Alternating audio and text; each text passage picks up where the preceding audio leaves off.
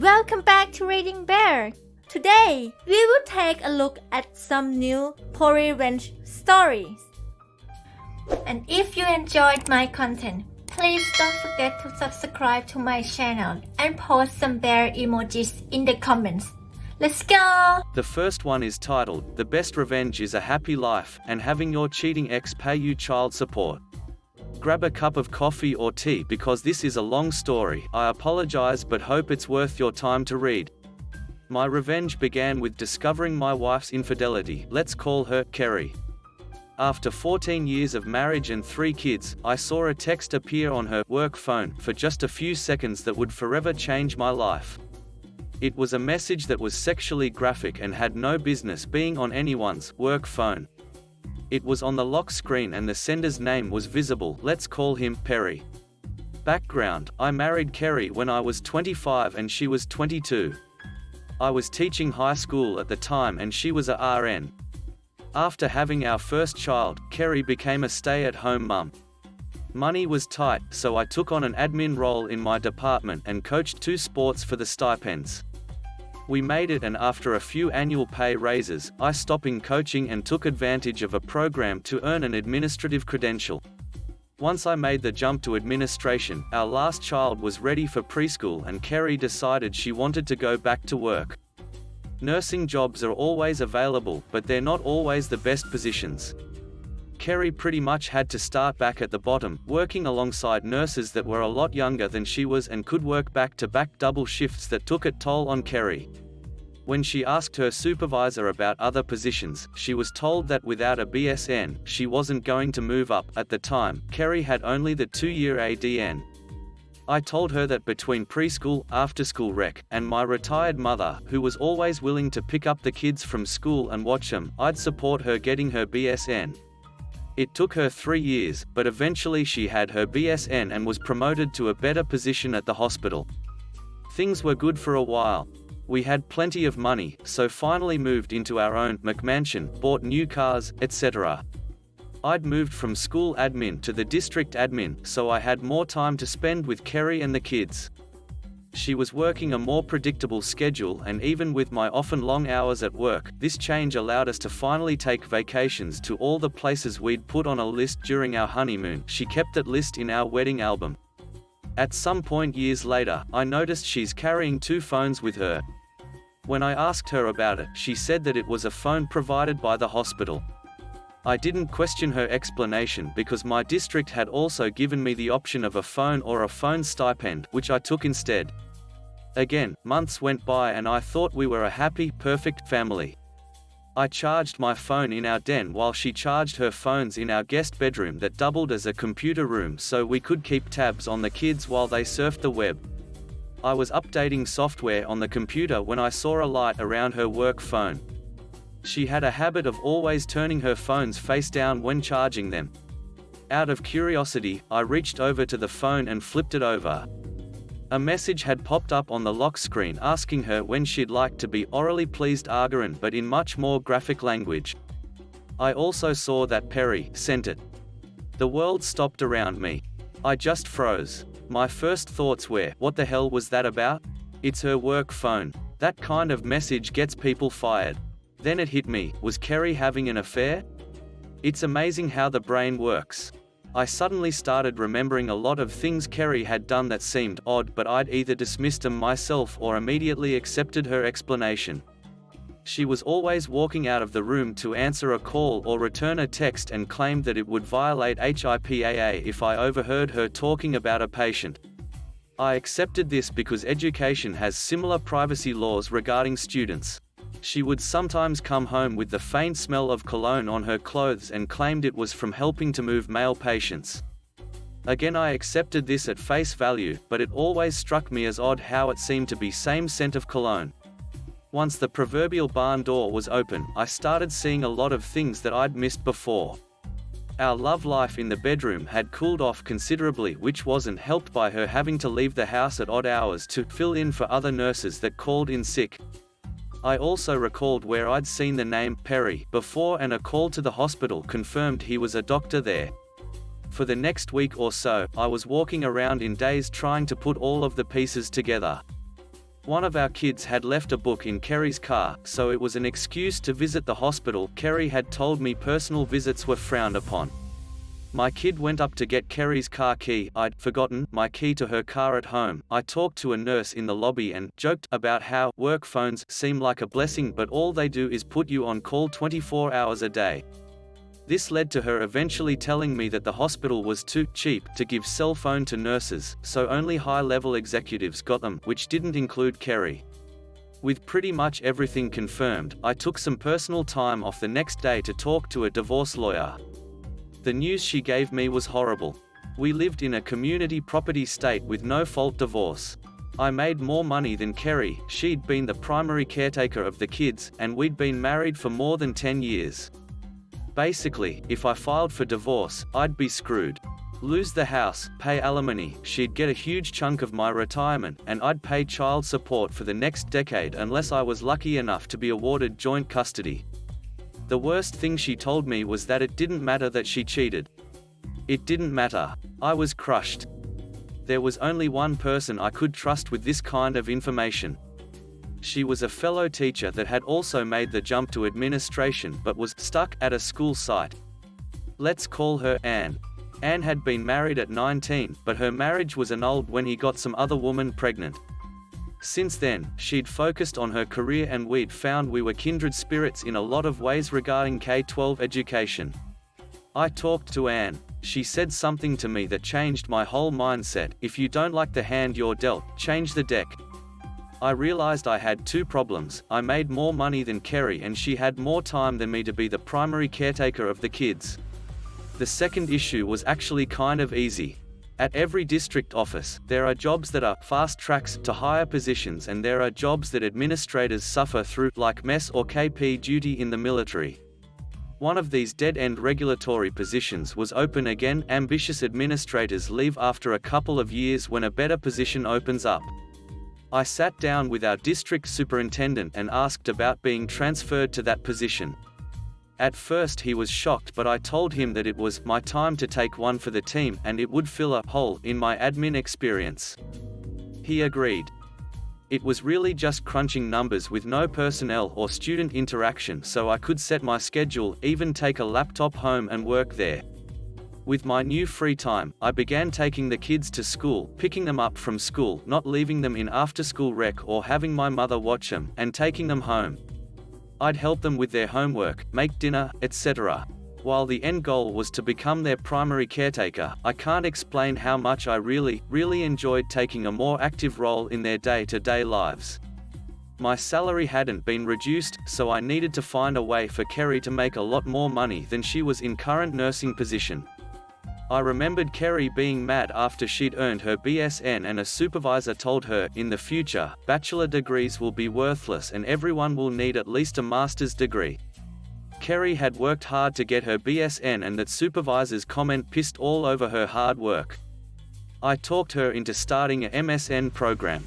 I told her that since I had a much more flexible work schedule, I would keep taking care of the kids.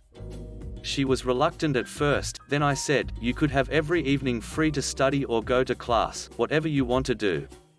I saw her eyes immediately light up, probably thinking that she could spend more time with Perry. To make sure she was actually completing her MSN courses, I paid her tuition and fees directly to her university. It was going to take her between 2 and 3 years to finish. Those years were rough at times. I could tell every time she was rushing off or coming back from seeing Perry. There was an excitement or sense of satisfaction in her eyes that just wasn't there when she was doing her coursework. I had to either smile or pretend I didn't notice.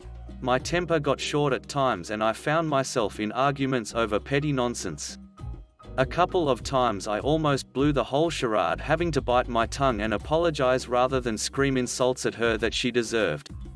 Anne remained my confidant through all of this. I'd recommended her for my previous fast-track position and she joined me at the district office.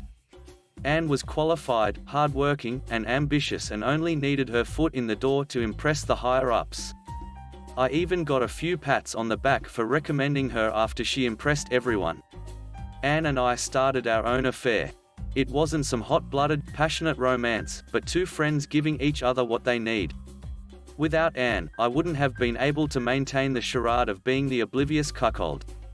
But when Kerry would come home smiling after spending time with Perry, I was able to bear it, smiling back because I had my own lover.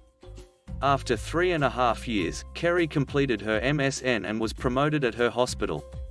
Her salary went up substantially and was now higher than mine. When the kids and I made her a congratulations dinner, I made a joke about her being the breadwinner for the family and she laughed, joking back I should be a stay-at-home dad now. A month later, I went back to the lawyer, who didn't remember me at first, and told her the financial situation had drastically changed. With these new facts, she drafted the petition and filed it. When the kids were with my mother, I had Kerry served. The deputy knocked on our front door and I let him in, pointing at my wife. He asked her name and then handed her a copy of the divorce petition. With the deputy standing there, I told Kerry I knew all about her affair with Perry, but I didn't tell her how long I'd known. I told her to go be happy with her doctor lover. She screamed at me, tried to lie, and then made the mistake of rushing toward me. The deputy stopped her and warned her that women go to jail for domestic violence, too, now. He suggested she pack a bag to stay somewhere else. Kerry left after I promised not to tell the kids about her affair. I didn't tell the kids. But I told my mother, who told my sister, who told her kids, who told their cousins, my kids. It took a few days, but eventually the kids knew that Dad was divorcing Mum because she had a boyfriend. In the end, the court granted the divorce, giving me primary custody of our kids because I was already their primary caretaker. I kept the house with the promise I'd refinance to buy out Kerry's half. She was ordered to pay child support, and I used that fact to negotiate with her to give up any rights to my retirement if I bought her out. I was able to refinance my home. It was the era when banks threw money at everyone to buy or refinance a mortgage, and with a little money borrowed from my parents, I bought our Kerry's community property interest in the home and in my retirement. The day she signed all the paperwork with my lawyer finally ending any possible financial obligations to her was the happiest I'd been. I felt like I could finally breathe. I celebrated with Anne, who'd been my rock through all of it. I'm not ashamed to say that through the years I'd cried many times in her arms. Anne and I would eventually marry. She got promoted to a higher position and I was convinced to take back my previous position at the district when my youngest child reached high school. Kerry and I got along well after the divorce. We took the kids to family therapy and worked out this co-parenting thing. For the few months, she took a beating from the kids about why she needed a boyfriend when Daddy was there all along. Between the kids and the therapist raking her over the coals, I didn't have to say anything at all. Kerry missed a lot of time with the kids because of her now legitimately busy work schedule, and I actually felt bad that my kids were missing time with their mother, so encouraged them to talk to her on the phone instead. When Kerry found out that I'd proposed to Anne, she congratulated me. I told her it's okay for her to marry Perry, too. She got sad. She told me that Perry had started seeing another woman, a younger nurse at the hospital, because with her new position, she didn't have time for him, and when they did get together, she wasn't fun anymore. My ex-wife, the woman who'd cheated on me and destroyed our marriage, was looking to me for sympathy. I had none to give. What I had was years of anger and frustration. Years of knowing some other man was sleeping with my wife. I'd lost weight from not being able to eat, I'd suffered hypertension and had to confide in my doctor why it wasn't the stress of my job. I had to listen to my dentist complain about how I was grinding and listening to him tell me I'd need dental implants if it kept up. There were times when I had to be intimate with Kerry to keep up the charade, fortunately infrequently, only to lie that I wanted to use condoms to remind us how we used to have sex when we were dating, or, because I might have a bladder infection, then go take a STD test anyway and wait for the results before seeing Anne again. But in the end, it was all worth it. Sure, Kerry got a big payout when I bought her out of the house and my retirement, which she was trickling back to me through child support, but she lost everything else. Her kids only saw her every other weekend and spent a couple of holidays with her. Perry dumped her, and he was no great catch anyway, since he was twice divorced with 5 kids and paying alimony and child support through the nose. I kept my kids, my house, my income, my retirement, I got an, and I am genuinely happy, all in a community property state with no fault divorce. If that's not pro-revenge, then I don't know what is. Next one is titled, Act Like a Baby and Make Faces at Me from Your Car? Alright, then wait annoyingly long at the ATM. I was out running an errand just depositing some cash when this absolute piss baby decided to act like he was 5. I was going to a drive-through ATM, and to get there I was driving through part of the parking lot. Literally the only way to get to it is through said lot. As I was entering from one part of the lot, I saw some other dude driving to the same place. I drive out into the entrance before him, but we had a decent amount of space between us, so it was not as if I just cut him off while entering the line. What does he do in response? Honk like a ducking maniac, not once, not twice, just aggressively hits that crap like his life depended on it. There was a small line at the ATM itself, including me, 3 cars in front of the piss baby, but that wasn't awful for what it could have been.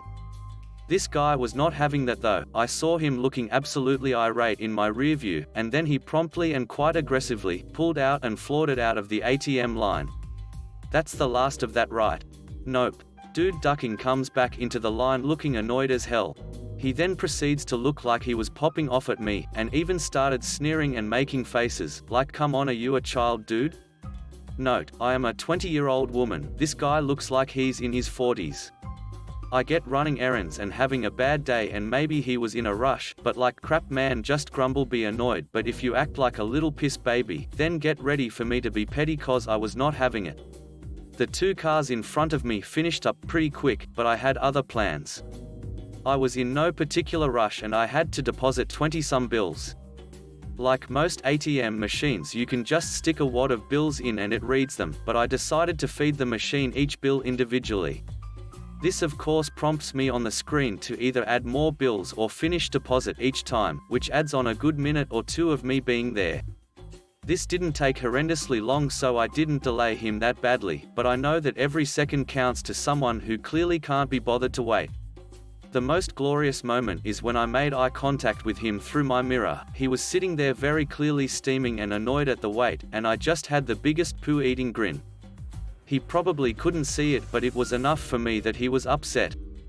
To whoever that guy is, duck you. I hope those 2 extra minutes ruined that part of your day, you absolute piss baby.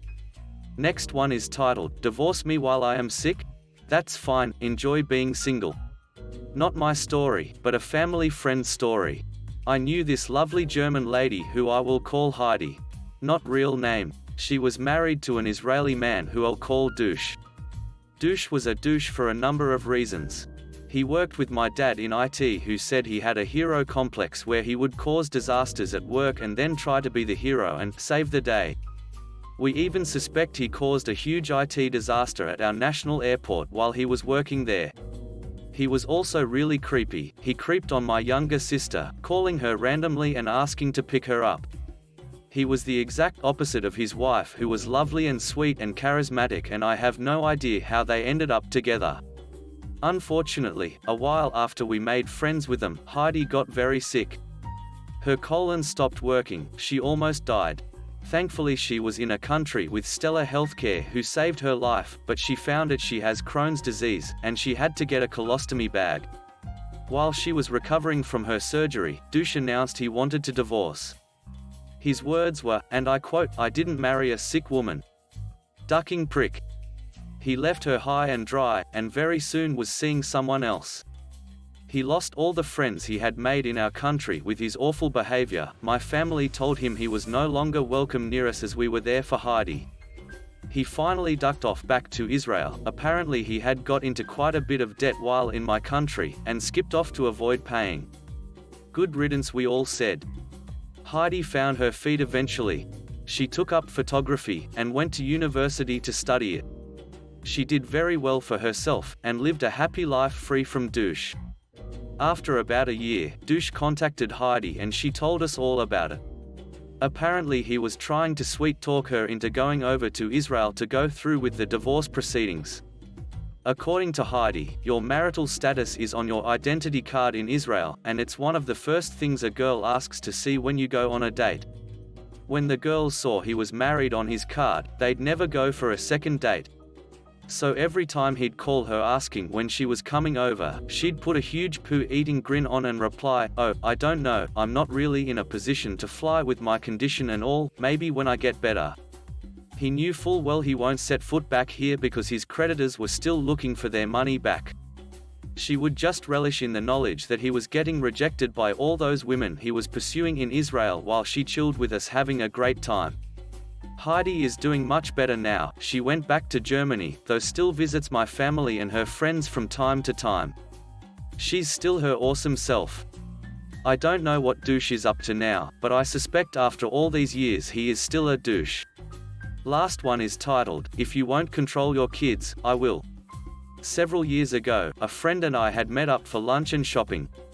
We were coming out of the restaurant and heading back to my car. There was a woman with 2 kids, 1 girl, 1 boy, that were probably between 8 to 11 years old.